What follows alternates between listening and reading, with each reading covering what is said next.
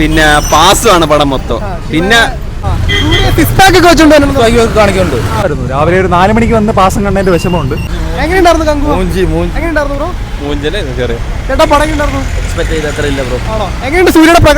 സൂര്യ top, അതിനൊന്നും പറയാനില്ല. പക്ഷെ സ്റ്റോറി ഇല്ല.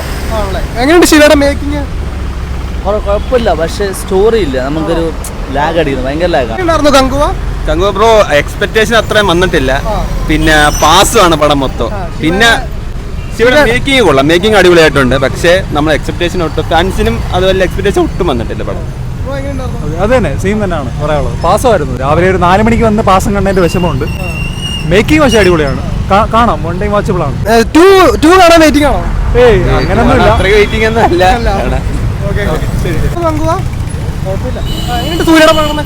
സൂര്യയുടെ പെർഫോമൻസ് ആണ് അതിനകത്ത് ഉള്ള ആ ഒരു പോസിറ്റീവ്.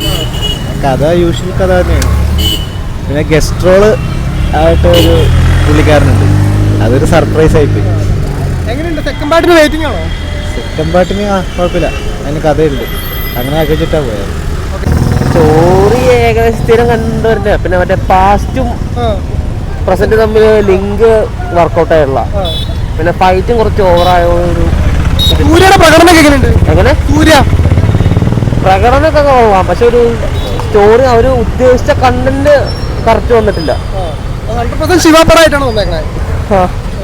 പണ്ട് കഴിഞ്ഞിറങ്ങിയ ലാസ്റ്റ് പടങ്ങൾ പോലെ തന്നെ ബോറാണ്.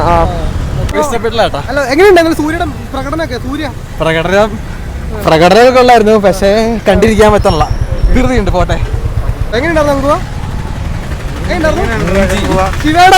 സൂര്യയുടെ അഭിനയൊക്കെ അടിപൊളി കേട്ടോ.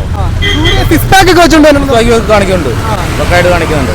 പക്ഷെ അതിന് പറയാനുള്ള കാർത്തിയുടെ അഭിനയാണ് ക്ലൈമാക്സ് വരുന്നത്. പക്ഷെ പടം ആവറേജ് പറയാൻ പറ്റില്ല.